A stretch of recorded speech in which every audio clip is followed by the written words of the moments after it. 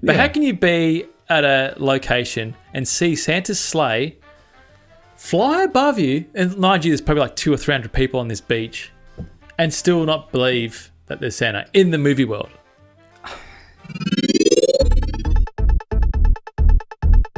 Welcome to another episode of Neon Radio. I'm Reece. And I'm Dan. And this week we're doing the Christmas Chronicles 2. Kate Pierce must reunite with Santa Claus to stop a mysterious villain who threatens to cancel Christmas forever by taking the Star of Bethlehem. It's not as bad as what you think. It was alright. It was alright. This is straight into it, and he's like, The funny thing is that on the podcast, Dan was like, it's not that bad. I liked it more than the other one. It's slightly better than the other one, but man, it's got flaws. It's got flaws. It's got a lot of flaws. Did I expect anything else from this type of Christmas movie, though? From Netflix? Probably not. With Kurt Russell and Goldie Hawn? Yeah. There's a lot of bloating for this film. I do think that, the villain, although quite a fine villain, he does the job, was kind of unnecessary. Yeah. And I only thought about that after we started talking about it. Yeah. Look, I just think there's a scene at the end which happens in about 2 minutes and is a main part of the movie and they just breezed over it. Mind you, there's a lot of bloating in it, right? There's It's a nearly 2-hour movie. This is a long movie. They could have just made the whole movie on that end 2-minute scene. As well as this movie should have been. Yeah. It should have been an hour 20 or an hour 30. Yeah. There was a lot in it that just was unnecessary. But yeah, you're right. When it comes to that moment in the film, nearing the end of the film, it wraps up real quick and it wraps up in a way where you feel like, well, that wasn't deserved or there was no repercussion. Yeah. There's also the elves in that area are just way more interesting than the Well, this is Santa's the thing. elves. We get sent to the North Pole in this film. Yeah. It's pretty much based in the North Pole. And it's cool, mind you. Like, it looks awesome. It looks like the Diagon Alley from Harry Potter. That's the best way to describe it. And they did a really good job of creating a really cool North Pole. Yep. They call it Santa Claus Village, but they have a little bit of a crack on the whole Mrs. Claus Village. Mrs. Claus, because it's her design. Yeah, she created it. And I like that idea as well. Yeah, They're keeping it 2020. And it's good. Makes sense. Yep. But yeah, there's just so much bloating and there's a lot of elf stuff in it, which although great in the last movie, just a little too much. There's a lot of homages. Yeah, like, look. What movies can you even think of? There's homages to. There's Ben-Hur, Gremlins, Lion King. Yeah, Lion King. Yeah, There's Elf, Bad Santa. Yep. There's a lot of things in there that they try to. It's like they're trying to use it to get people go. Yeah, or to make their movie better. Yeah, they're trying to get people to go, ooh, that's from that. Yeah. And you're just like, you do, but then you go, but that's also really gimmicky. Yeah. And yeah, that's the best way to describe this movie. It's a big gimmick. Gimmick and popcorn. Yeah, it is popcorn. Yeah. But at the same time, like with this type of film, for a child, for a kid, and as we said, we're like, there's better kids movies, there's better Christmas kids movies. Yeah. But at the end of the day, it's not a bad one. Nah, they still enjoy it. Like my 9-year-old, he enjoyed it. Like he liked it better than the first one. So even he could see the flaws in the first one. I could see myself enjoying this movie. Yeah. But yeah, as an adult, I think you just see the flaws just run through it. Yeah. And can I just say, are we segueing into Are we still?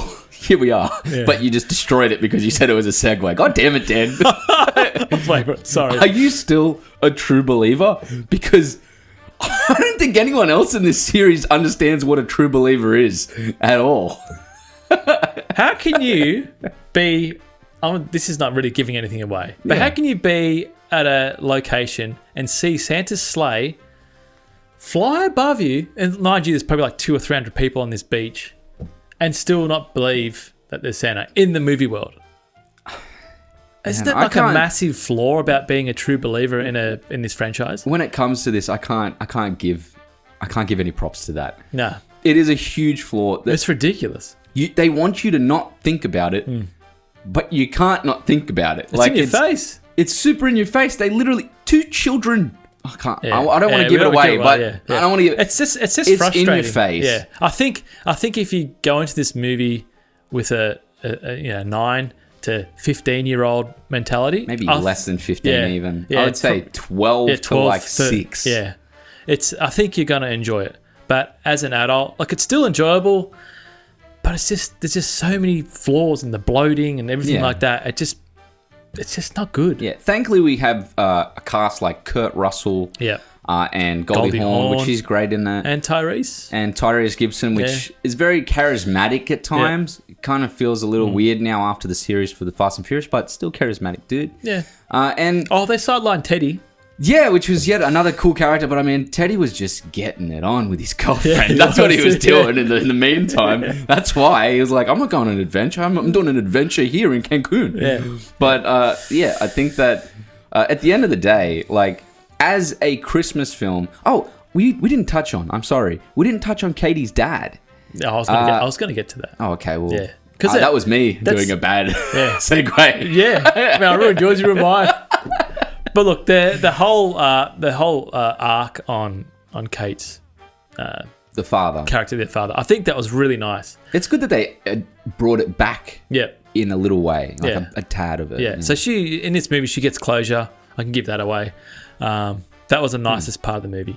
Yeah, it was the most heartfelt. I shed a tear, which is something I didn't say on the podcast. Oh, didn't you? Yeah, and I watched this movie with my girlfriend. She really liked it as well. She liked the first one more. Wow, really? Yeah. Okay, interesting. But she did say that she enjoyed this movie, and her favourite part was that part there. Yeah, okay. Katie's dad. Did we talk about the song? Or did she talk about the song? How bad it is? Both of us didn't like the song. Yeah. Even though Reece liked the song in the first one. I liked the song in the first one. I actually think it was a lot of fun because it was like a jailhouse rock sound.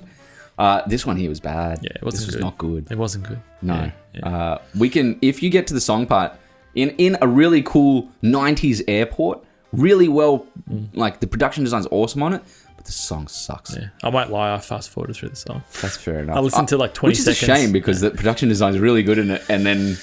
I like the Home Alone looking airport. I like it. Everyone is in, for some reason, a long brown cloak. Yeah.